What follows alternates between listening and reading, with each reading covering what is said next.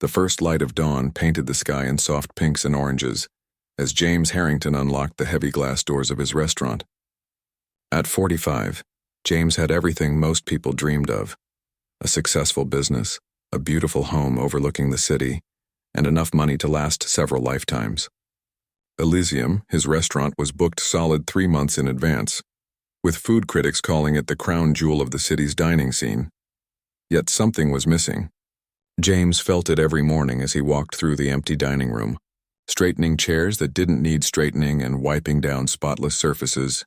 "Morning, boss," called Miguel, his head chef, pushing through the swinging kitchen doors. "You're early again," James smiled. "Just making sure everything's perfect." "Always is," Miguel replied, tying his apron. "You should try sleeping in sometime. Heard it's good for you." "Maybe someday," James said, though they both knew he wouldn't. Work filled the empty spaces in his life, and without it, the silence in his penthouse apartment became too loud. It was during his morning routine 3 weeks ago that James first noticed the boy. Small for his age, maybe 12 or 13, with tousled brown hair and clothes that had seen better days. The boy wasn't begging or causing trouble. He just stood across the street watching the restaurant with curious eyes. James had thought nothing of it until he spotted the boy again the next day, and the day after that. Always in the same spot, always watching. Today marked the 23rd consecutive day, and James found himself glancing out the windows more often than usual.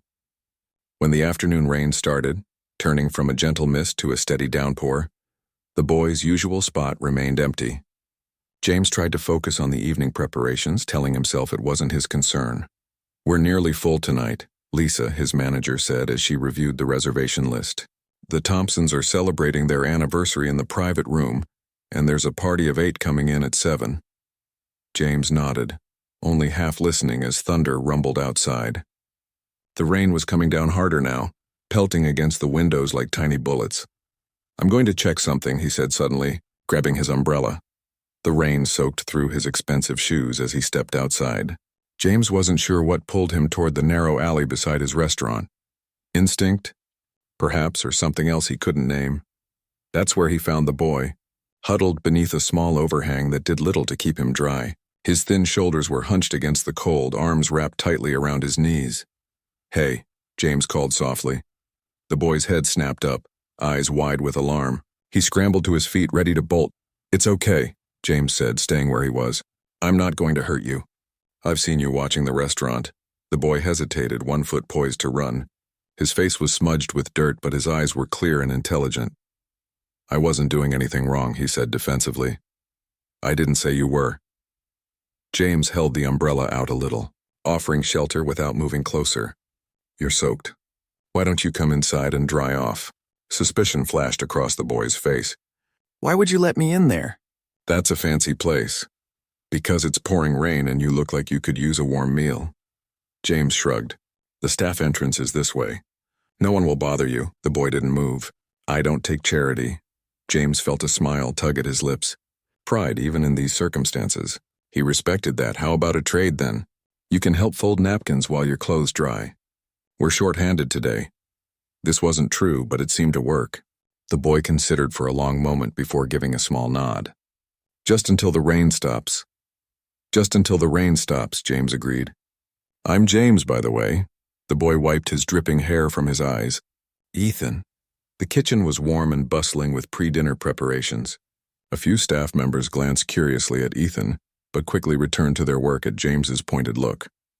"Miguel," James called to his chef. "This is Ethan. He's going to help us tonight."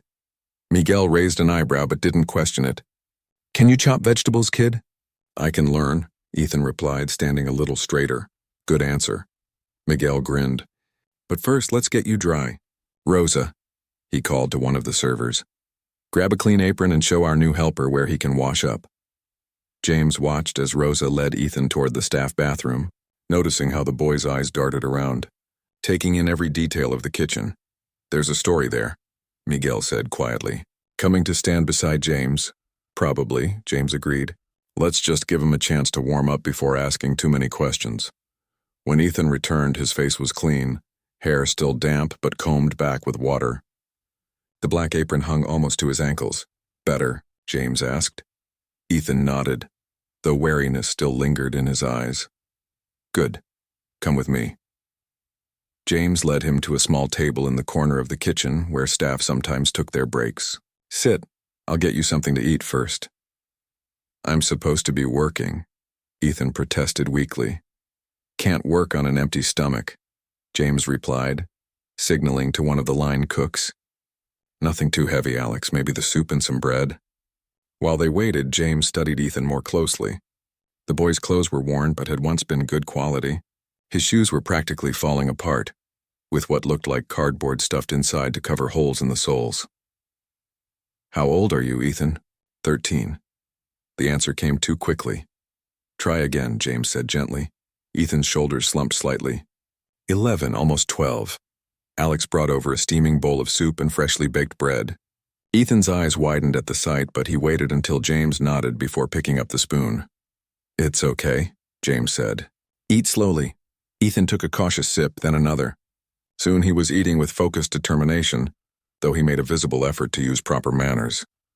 Good? James asked when the bowl was nearly empty. Best soup I've ever had, Ethan admitted, breaking off another piece of bread to soak up the remaining broth. Miguel will be pleased to hear that.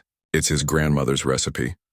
A comfortable silence fell between them as Ethan finished eating. Outside, the rain continued to pour, but the kitchen was a bubble of warmth and savory smells. So, James said finally, want to tell me why you've been standing outside my restaurant every day for the past 3 weeks? Ethan tensed, setting down his spoon. I wasn't planning to steal anything. I never thought you were, James assured him.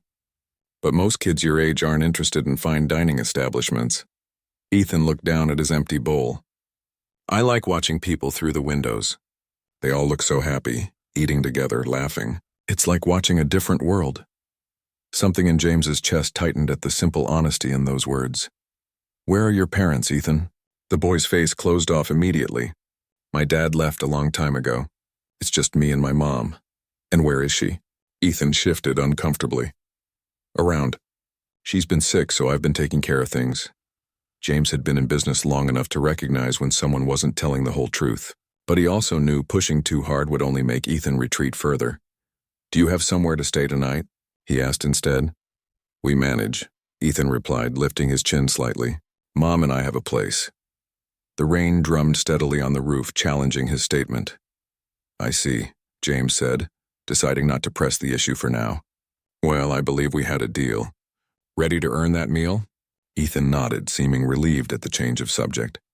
For the next 2 hours, James watched as Ethan folded napkins, sorted silverware, and eventually graduated to helping prep simple dishes under Miguel's watchful eye. The boy was a quick learner, careful and thorough with every task. Kid's got talent, Miguel commented as Ethan perfectly arranged garnishes on a plate. Could be a chef someday.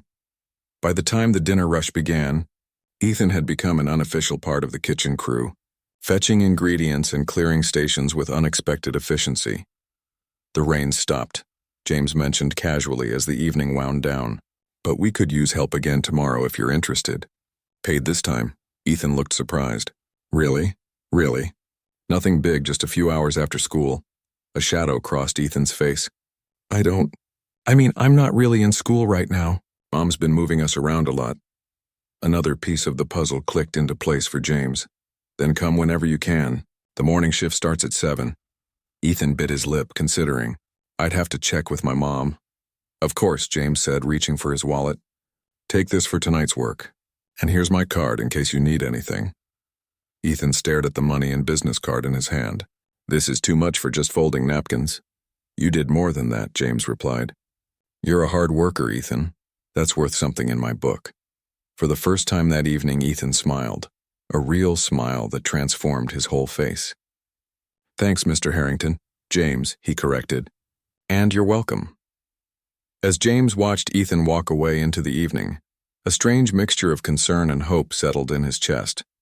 Something told him this wouldn't be the last he'd see of the boy, and somehow that thought made the prospect of tomorrow a little brighter. James didn't expect to see Ethan the next day. In his experience, people living on the edge of society rarely trusted sudden kindness, and he wouldn't have blamed the boy for staying away. Yet at precisely 7 the following morning, there was a soft knock at the restaurant's back door. You came, James said, unable to hide his surprise as he let Ethan in. The boy stood a bit taller today, his face freshly washed and hair combed back with water. He wore the same worn clothes, but they looked cleaner, as though he'd tried to wash them by hand. You offered a job, Ethan replied simply. I'm not late, am I? James smiled. Right on time. Have you had breakfast? The slight hesitation before Ethan shook his head told James everything he needed to know. Let's fix that first. Miguel makes amazing breakfast burritos for the staff. In the kitchen, the morning crew was already busy prepping for lunch service. Miguel looked up from chopping vegetables and broke into a wide grin. The Wonder Kid returns, he called out, just in time to learn how to make proper hollandaise sauce. Over the next few weeks, a routine developed. Ethan would arrive each morning, sometimes staying for a few hours, other days working well into the evening. James made sure the boy always ate at least 2 solid meals and sent him home with leftovers packed carefully in takeout containers. For your mom, James would say, and Ethan would nod gratefully, though he never offered to introduce her or share much about their living situation. It was Rosa, the kind-hearted server, who first noticed something wasn't adding up. Boss, she said one afternoon, watching Ethan diligently polishing silverware, have you ever actually seen where that boy goes after work? James frowned. He says he goes home to his mother. And you believe that? Rosa's eyes were gentle but concerned. Yesterday I saw him slip into that abandoned building on Maple Street, the one scheduled for demolition next month. The news hit James like a physical blow. Are you sure it was him? Rosa nodded. I only noticed because I was dropping off donations at the shelter next door. He waited until he thought no one was watching, then disappeared inside with that food bag you gave him. That evening, James paid closer attention when Ethan prepared to leave.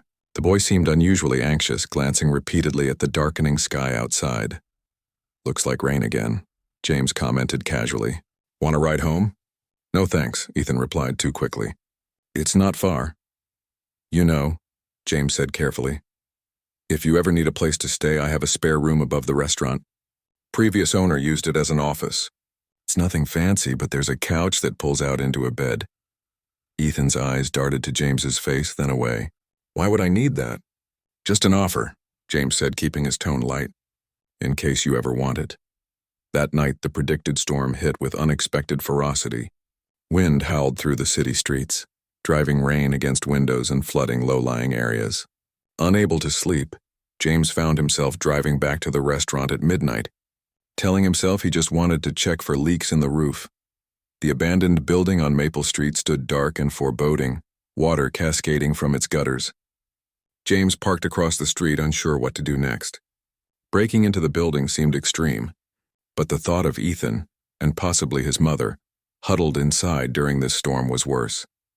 His decision was made for him when a small figure darted out from the building's side entrance, struggling against the wind. Even through the rain-streaked windshield, James recognized Ethan's silhouette. James stepped out of his car, rain instantly soaking through his jacket. Ethan! The boy froze, then turned slowly. In the glow of the streetlight, his face was pale with fear and something else. Desperation. Mr. Harrington? Ethan's voice was nearly lost in the howling wind. Get in the car, James called. And this time Ethan didn't argue. Inside the warm vehicle, Ethan shivered uncontrollably, his clothes plastered to his thin frame. The roof started leaking, he explained before James could ask. Water's coming in everywhere. Where's your mother? James asked gently. Ethan's face crumpled. For a terrible moment, James thought the boy might break down completely, but he took a shuddering breath instead. She's not there, Ethan whispered. She's never been there. Tell me, James said, turning up the car's heater. The story came out in broken pieces. Ethan's mother was alive, but she'd been admitted to county hospital 3 months ago with pneumonia that had developed into something worse. With no insurance and no home, she'd been transferred to a state facility an hour outside the city. They let me visit on Sundays, Ethan explained, but they don't know I'm staying alone. Mom thinks I'm with my Aunt Debbie, but Aunt Debbie moved to Arizona last year. If they find out, they'll put me in foster care, and then I won't be able to see Mom at all. So you've been living in that building all this time? James asked, his heart aching at the thought. Ethan nodded. It wasn't so bad until the rain started. I had a pretty good setup on the second floor. Been saving most of what you pay me to get a real place when Mom gets better. And the food I've been sending home with you, I take it to her on Sundays," Ethan said, a hint of pride in his voice. "The hospital food is terrible. Mom says your cooking makes her feel human again." James sat back, processing this information. "Why didn't you tell me?" Ethan looked down at his hands. Adults always want to fix things their way. Last time someone found out, they called social services. I ran before they could take me. They sat in silence for a moment, rain drumming on the roof of the car. "I have a proposition for you," James said finally.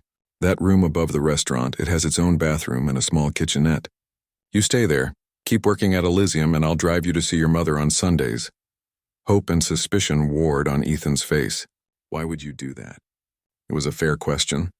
James had asked himself the same thing more than once over the past weeks. Why had he taken such an interest in this particular child when he passed dozens of people in need every day? "Because everyone deserves a chance," he said simply. "And maybe I could use the company." Ethan considered this, his practical nature evident even at 11 years old. "What about school? If I register, they'll want to know where I live and who's taking care of me." "We'll figure it out," James promised. "One step at a time."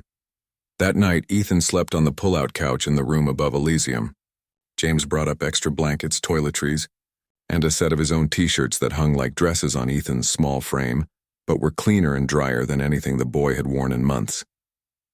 "Just until we get you some proper clothes," James said. The next morning, Ethan joined the kitchen staff with a new energy. Something had changed. A weight lifted from his young shoulders.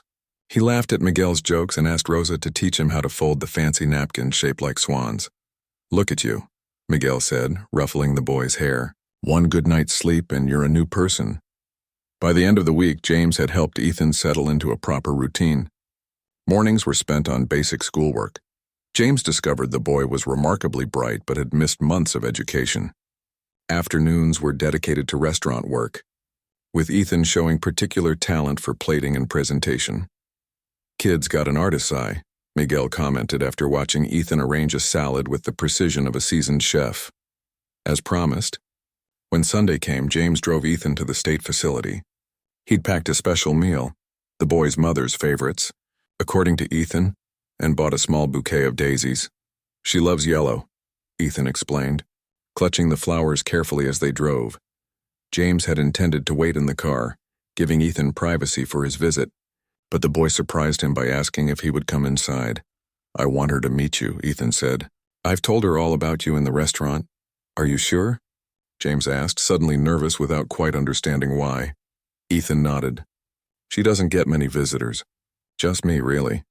The state facility was clean but institutional, with beige walls and fluorescent lighting that made everyone look slightly ill. Ethan navigated the corridors with the confidence of someone who had made this journey many times, finally stopping outside room 217. "Mom?" Ethan called softly as he pushed open the door. "I brought someone to meet you." James hung back, allowing Ethan to enter first. He heard a woman's voice, tired but warm with affection. "Who's this mysterious boss you keep talking about, sweetheart?" "His name is James," Ethan said proudly. "He owns the restaurant where I've been working, and he let me bring all your favorites today." James stepped into the room, the greeting dying on his lips as he caught sight of the woman in the bed. Though thinner than he remembered and pale from illness, her face was unmistakable. It was a face he'd never thought he would see again. "Catherine?" he whispered, the room suddenly spinning around him. The woman's eyes widened in shock, one hand flying to her mouth. "James?" she breathed. "Oh my God." Ethan looked between them, confusion written across his young face. "Wait, you two know each other?" James couldn't speak. All he could do was stare at the woman he'd once asked to marry him, the woman who had disappeared from his life without a word 15 years ago. Time seemed to stand still in the small hospital room. The bouquet of yellow daisies slipped from Ethan's fingers, scattering across the linoleum floor. No one moved to pick them up. "You two know each other?" Ethan repeated, his voice cutting through the heavy silence. Catherine was the first to recover. "Ethan, honey, could you please get me some water from the nurse's station?" Her voice trembled slightly, but her eyes never left James's face. "But, please, sweetheart, just a minute." Ethan hesitated, sensing the tension crackling in the air. With obvious reluctance, he backed toward the door. I'll be right back, he promised, his worried gaze darting between the adults. When the door clicked shut, Catherine let out a shaky breath. I never thought... How did you find me? James moved closer, still struggling to believe what he was seeing. Catherine Baker, his Catherine, lying in the sterile hospital bed, thin and pale but undeniably real. I didn't, he said, his voice hoarse with emotion. Ethan has been working at my restaurant for weeks. He never told me your name. Catherine closed her eyes briefly. Your restaurant? Of course. Elysium. I should have made the connection when he described it, but I never imagined. She looked up at him, her green eyes exactly as he remembered. He said his boss was named James. It's not exactly an uncommon name. 15 years, James said, the words heavy with unspoken questions. You disappeared. No note, no call, nothing, she flinched. I know. I looked for you. Hired private investigators. Called hospitals in 3 states. The long-buried hurt rose to the surface, years of wondering, of imagining the worst. Everyone thought you were dead. Your parents held a memorial service after the 2nd year. Mom and Dad had a memorial. Tears welled in her eyes. I didn't know. We lost touch years ago. Why, Catherine? The question that had haunted him for 15 years finally escaped. What happened? Before she could answer, the door swung open.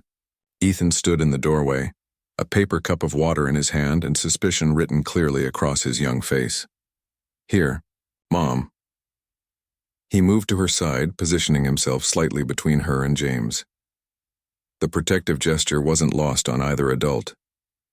Thank you, sweetheart. Catherine took a small sip, then set the cup aside. Ethan, there's something I need to tell you. You know him. It wasn't a question. Yes. She reached for his hand. James and we knew each other a long time ago. Before you were born. Ethan's eyes widened as understanding dawned. He turned to James, really looking at him perhaps for the first time. Are you my dad? No, Catherine answered quickly. No, honey. Remember I told you about David? He was your father. James felt a strange mix of emotions at her words. Relief, disappointment, and something else he couldn't quite name. But you and Mr. Harrington were friends? Ethan pressed, trying to make sense of the situation. Catherine and James exchanged a look. We were engaged, James said quietly. We were going to get married. The shock on Ethan's face was almost comical. His mouth opened and closed several times before he managed to speak. Engaged? Like to be married? Catherine nodded. It was a long time ago. But... Ethan looked bewildered. If you were going to get married, what happened? An uncomfortable silence filled the room. James found himself staring at the scattered yellow daisies on the floor, suddenly aware of how unprepared he was for this moment. It's complicated. Honey, Catherine finally said. Everything's always complicated when adults don't want to explain, Ethan muttered, crossing his arms. The hurt in his voice was unmistakable. James surprised himself by chuckling. He's got us there. Catherine's lips twitched in the ghost of a smile. He usually does. She sighed, looking at her son with such love that it made James's chest ache. You're right, Ethan. You deserve some explanation. She patted the edge of her bed and Ethan sat down, leaning slightly against her side in a way that spoke of deep trust.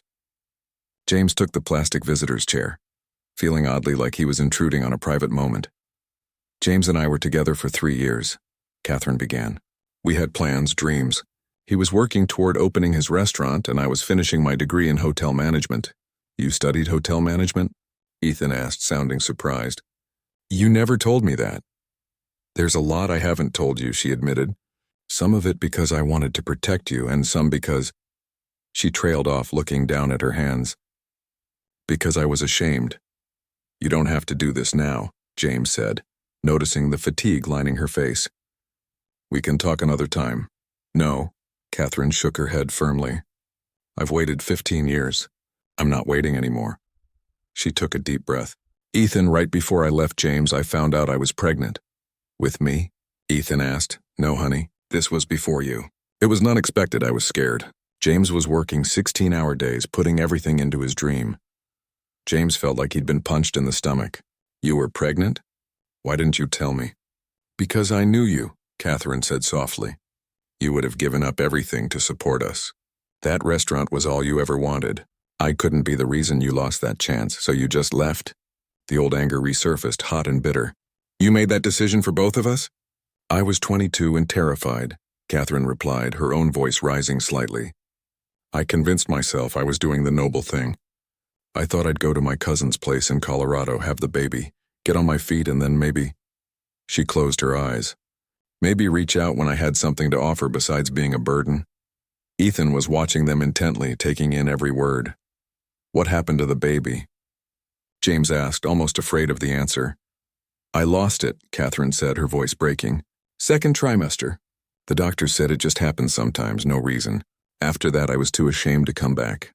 How could I tell you I'd thrown everything away for nothing? James ran a hand over his face, trying to process this revelation. All those years of searching, of wondering, while Catherine had been dealing with her own pain alone.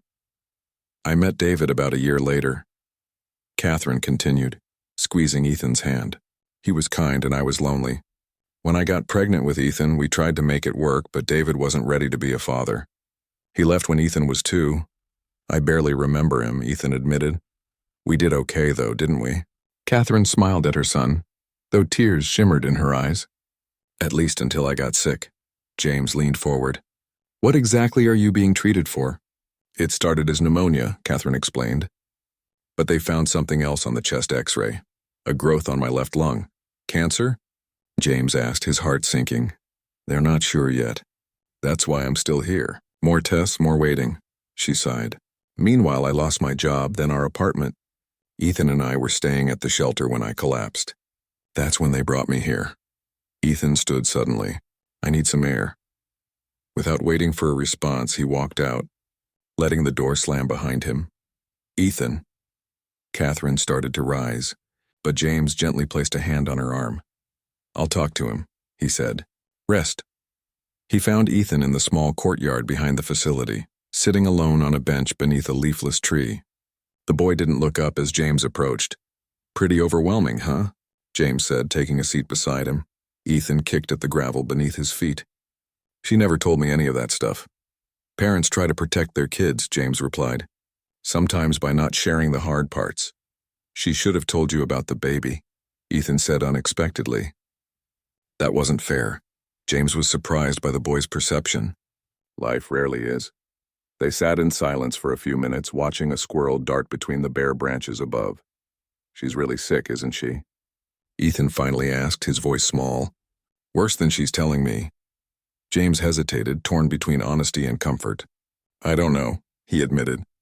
But we're going to find out, and whatever it is, we'll deal with it together. Ethan looked up at him, eyes questioning. We? You're not... You don't have to stay involved. This isn't your problem.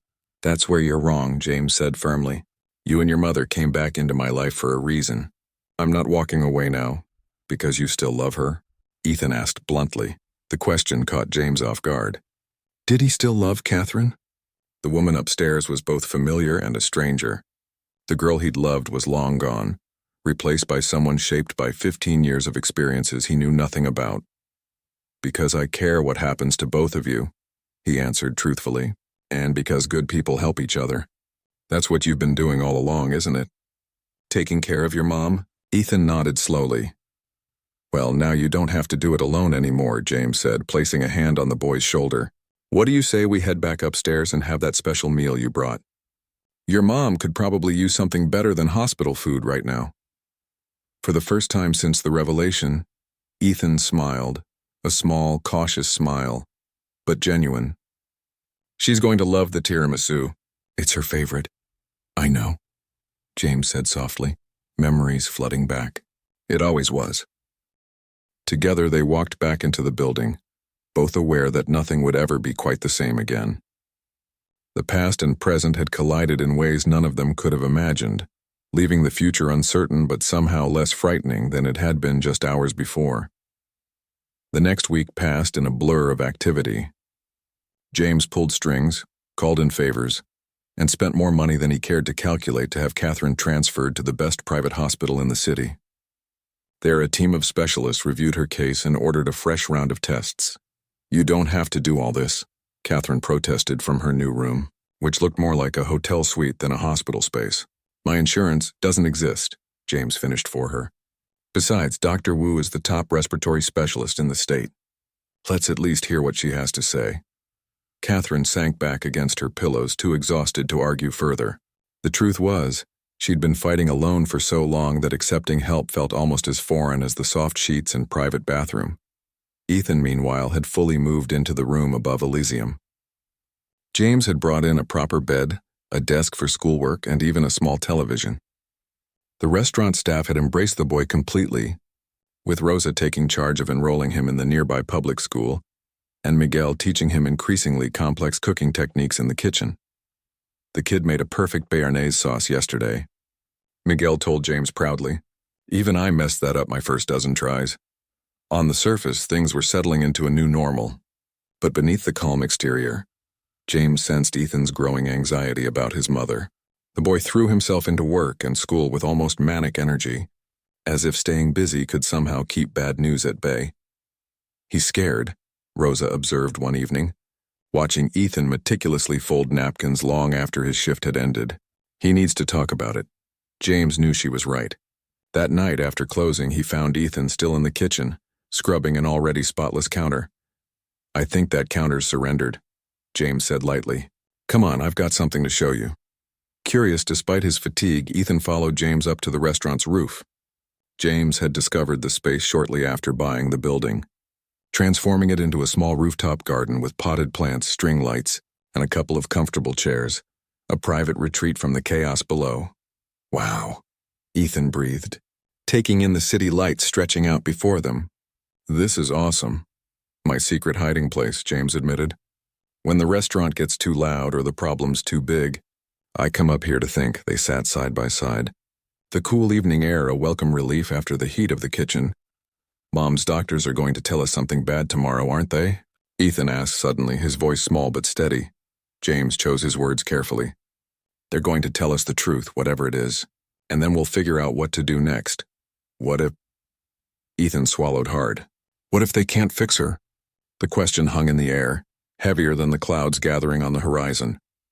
James wished he could offer the kind of reassurance adults typically give children, that everything would be fine, that doctors could fix anything. But he and Ethan had developed a relationship built on honesty. I don't know, James admitted, but I do know that whatever happens, you won't be alone. Not anymore. Ethan nodded, blinking rapidly. They sat in companionable silence for a while, watching the city below. Can I ask you something? Ethan finally said. Anything. If you and Mom had stayed together, would you have wanted kids? The question caught James off guard. For years after Catherine left, he'd thrown himself into building Elysium, convincing himself that the restaurant was the only child he needed. Success had brought wealth, but also isolation. Fancy dinners eaten alone, holidays spent working rather than celebrating. Yes, he said softly, surprising himself with the certainty of his answer. I would have. Ethan seemed to absorb this, his expression thoughtful. She named me after her grandfather. She says he was the kindest man she ever knew. Ethan Baker, James mused. He taught high school English, right? Catherine always spoke about him. Yeah. Ethan looked surprised. She says I have his eyes. James smiled. You do, actually. I met him once at a family dinner. He quoted Shakespeare at the table and laughed louder than anyone I'd ever heard. Really? Ethan perked up. Mom doesn't talk much about her family. They were good people, James said. Complicated like all families, but good. Her dad made furniture by hand. Beautiful pieces. And her mom could grow anything. Had a garden that made the neighbors jealous, and do you think... Ethan hesitated. Do you think they'd want to know about me? The question broke James's heart a little. I know they would.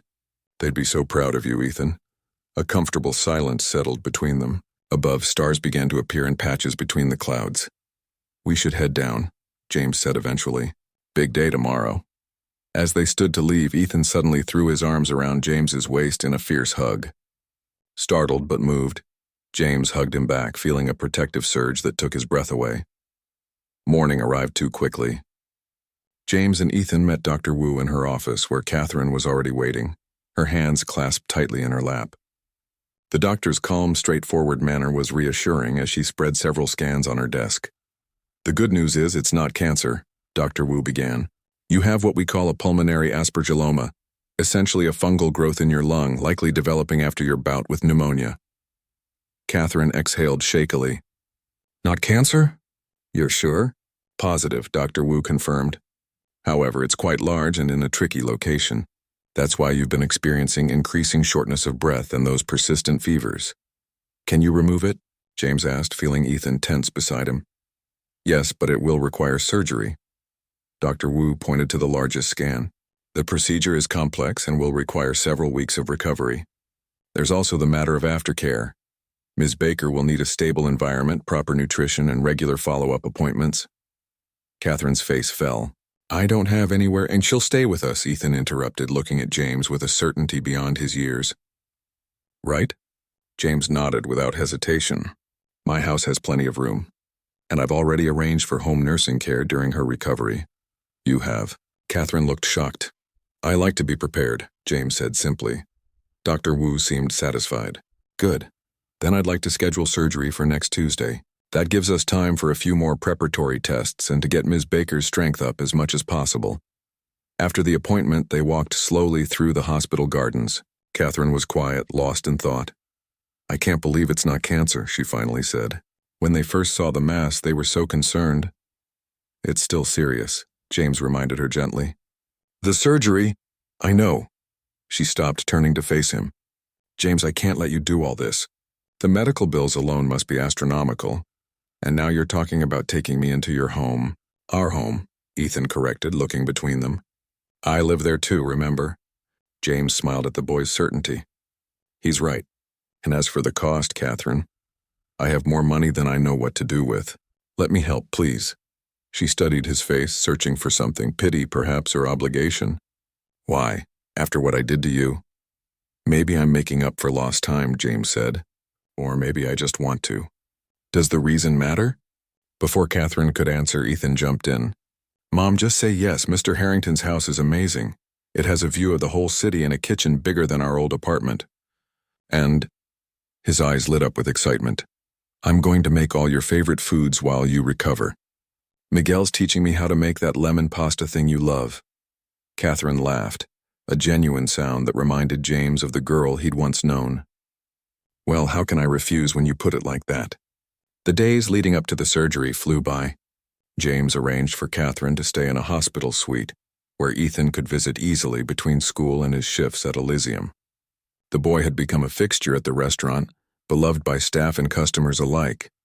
"He charmed the Wilsons tonight," Lisa reported one evening. "Mrs. Wilson wants to adopt him." "She'll have to get in line," James replied with a smile. The night before the surgery, James closed the restaurant early. With Miguel's help, he transformed the private dining room into an intimate space with soft lighting, fresh flowers, and a menu tailored specifically for Catherine.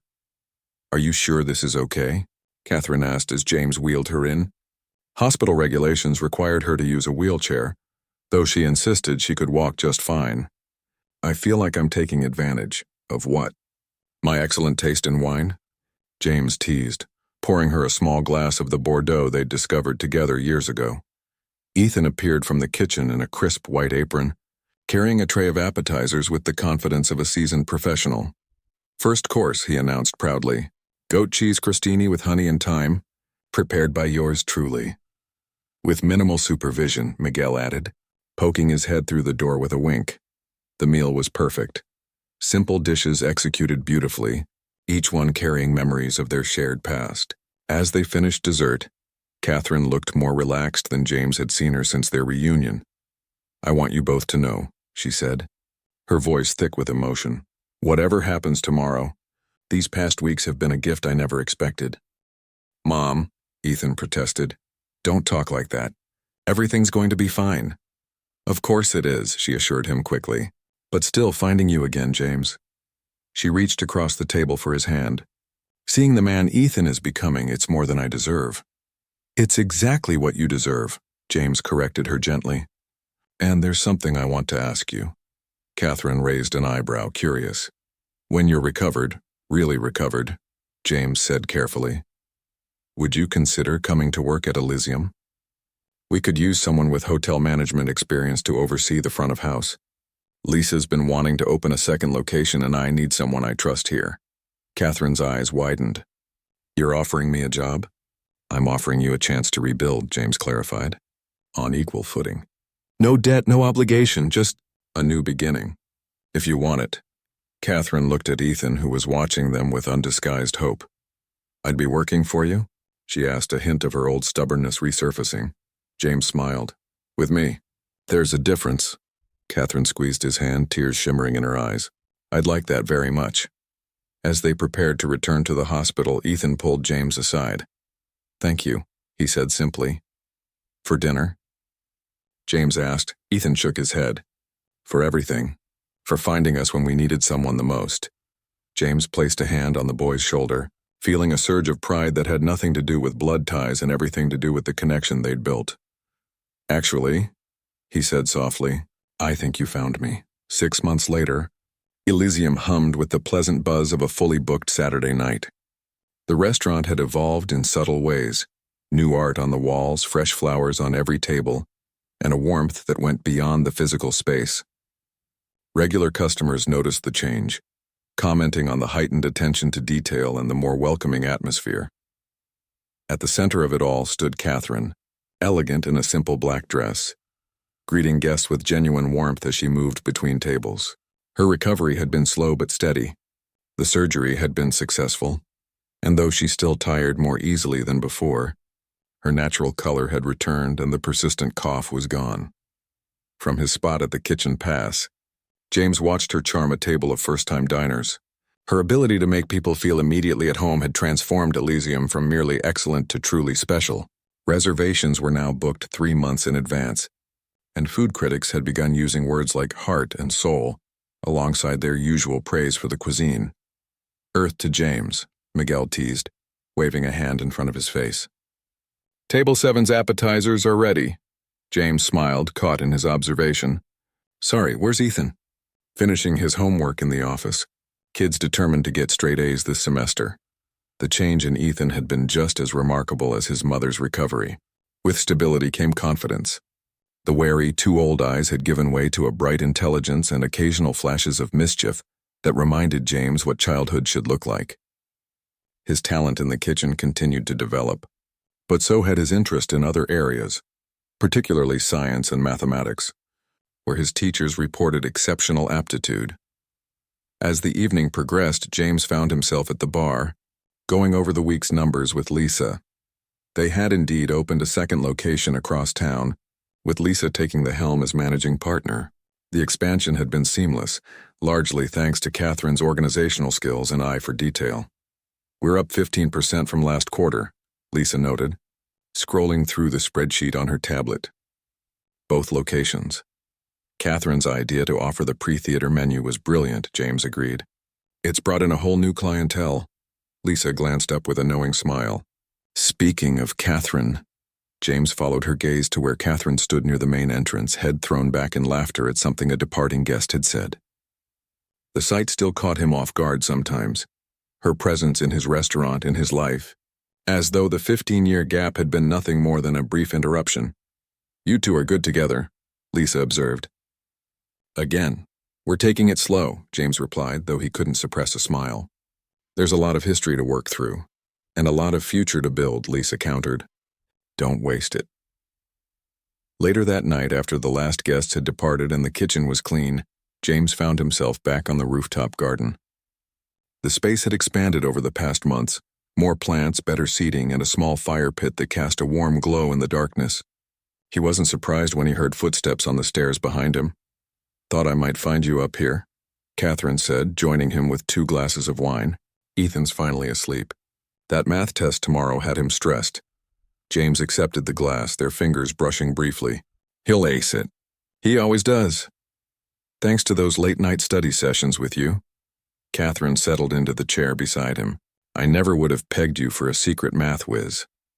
Restaurant accounting taught me more than I ever wanted to know about numbers, James replied with a chuckle. They sat in comfortable silence, watching the city lights. So much had changed since that rainy night when James had first found Ethan huddled in the alley. What had begun as a simple act of kindness had unraveled into something far more complex and rewarding than he could have imagined. "I heard from my parents today," Catherine said suddenly. James turned to her in surprise.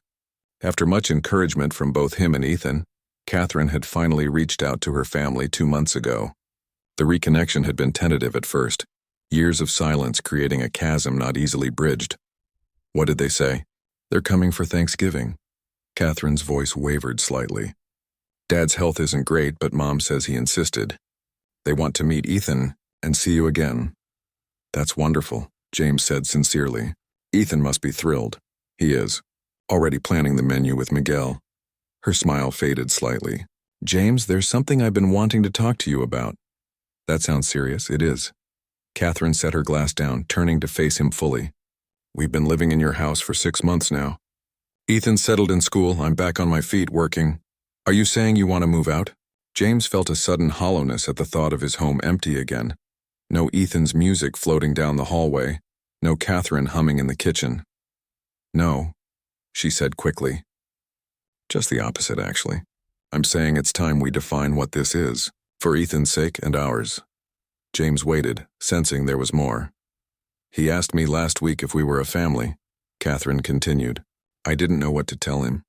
We're living together, working together, raising him together in many ways, but we've been so careful not to put a name to whatever's happening between us." "What do you think is happening?" James asked softly. Catherine met his gaze steadily. "I think we've been given a second chance that neither of us expected or deserved. I think Ethan has somehow managed to heal something that was broken in both of us. And I think I'm falling in love with you all over again, which terrifies me because I have no right to." James leaned forward and kissed her, cutting off her words. It was their first kiss since finding each other again, and it felt both familiar and entirely new. "You're not falling alone," he whispered when they parted. Catherine's eyes shone in the firelight. "We're different people now. We can't just pick up where we left off 15 years ago." "I don't want to," James said honestly. "I like who we are now better." The next morning, James woke early as usual. The house was quiet as he made his way to the kitchen, but he was surprised to find Ethan already there, dressed for school and attempting to make pancakes. "You're up early," James observed, moving to help as batter sloshed over the edge of the bowl. "Math test, remember?" Ethan measured out another scoop of flour, his expression serious. "Plus, I wanted to talk to you, alone." James raised an eyebrow. "Sounds important." "It is." Ethan abandoned the pancake preparation, turning to face James directly. "I heard you and Mom talking last night." "On the roof." Heat crept up James's neck. "Ah, how much did you hear?" "Enough." Ethan crossed his arms. "So are you going to marry her or what?" The bluntness of the question startled a laugh out of James. "That's a bit direct, don't you think?" "I'm almost 12, Ethan said with the exasperated air of someone much older. "I don't have time for adults tiptoeing around the obvious." "And what's obvious to you?" James asked, curious about the boy's perspective. "That you love her. That she loves you. That we're already a family in all the ways that matter." Ethan shrugged as if this were the most simple thing in the world. "So what? You not make it official?" James studied the boy who had so unexpectedly changed his life. "And how would you feel about that? If your mom and I were to make things official?" Ethan rolled his eyes. "It was my idea first. I told Miguel weeks ago that you two just needed a push. You've been discussing my love life with my head chef?" "Someone had to," Ethan replied with a grin. "You were taking forever." James laughed, pulling the boy into a one-armed hug. "When did you get so smart?" "Born that way," Ethan quipped. "So do you have a plan? Because I have ideas if you need them." Over the next few weeks, James did indeed form a plan, though not quite the grand gesture Ethan had suggested involving the entire restaurant staff and a live band. Instead, on a crisp autumn evening, he took Catherine and Ethan back to the alley where their story had begun. "Why are we standing in a dirty alley?" Catherine asked, pulling her coat tighter. "Because this is where everything changed," James explained. "Right here on a rainy night, I found something I didn't know I was looking for." Ethan watched them with barely contained excitement, clearly in on the plan. "I spent 15 years building a perfect restaurant," James continued, taking Catherine's hand. "But it was just a building full of tables and chairs until you two came along and made it a place where people connect, where they feel at home." He reached into his pocket and pulled out a small velvet box. I'm not asking to erase the past or pretend those years apart didn't happen. They shaped who we are now. James opened the box, revealing a simple but elegant ring. I'm asking if you want to build a future, the three of us, no matter what comes next. Catherine's eyes filled with tears as she looked from the ring to James to Ethan, who was practically bouncing with anticipation. Say yes already, Ethan urged, making them both laugh through their tears. Yes, Catherine whispered, then louder. Yes, as James slipped the ring onto her finger. Ethan threw his arms around both of them. Standing in that unremarkable alley, they held each other close. Three people who had been lost in different ways, now found in each other. Later that evening, Elysium closed early for a private celebration. The entire staff gathered to toast the engagement, with Miguel presenting a spectacular cake and Rosa weeping openly into her champagne. As music played and conversation flowed, James found himself watching Ethan demonstrate a complex cooking technique to an admiring audience of servers. He's going to be quite something, Catherine said, following his gaze. He already is, James replied, squeezing her hand. From across the room, Ethan caught their eye and grinned, raising his glass of sparkling cider in a silent toast. In that moment, James felt a certainty he'd never known before. The restaurant he'd spent his life building had become so much more than a business.